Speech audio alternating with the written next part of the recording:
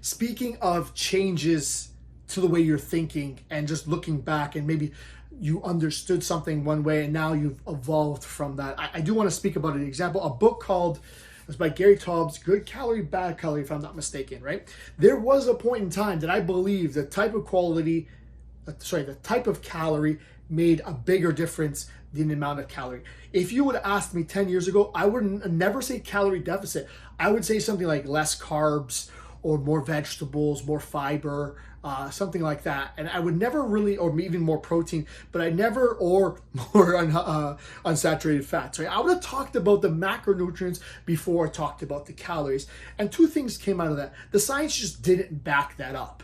We looked at study over study over study, and if they compared studies and they equated them, made them even for the amount of calories and the amount of protein, there was absolute no difference whether it's higher in fat or higher in carbs.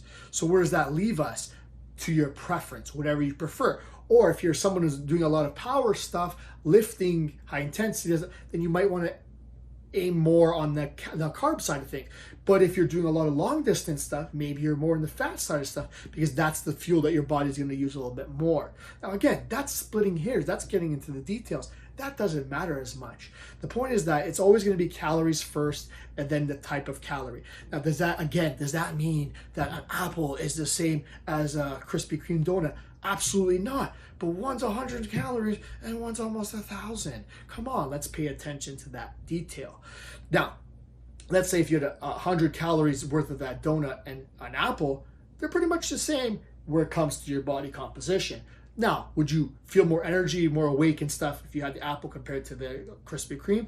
Absolutely. So going back to looking at resources that are valuable, resources that are credible, right? I put a lot of credit in what that author was saying, and I thought that he did his research. He put a really compelling story together. I read that book, I read the follow-up book, and I was really buying into it until I started looking at it a little bit more, until I started studying nutrition a little bit more. Once I started to understand a little bit more, I had to begrudgingly admit that calories matter, whereas I would not have said that before.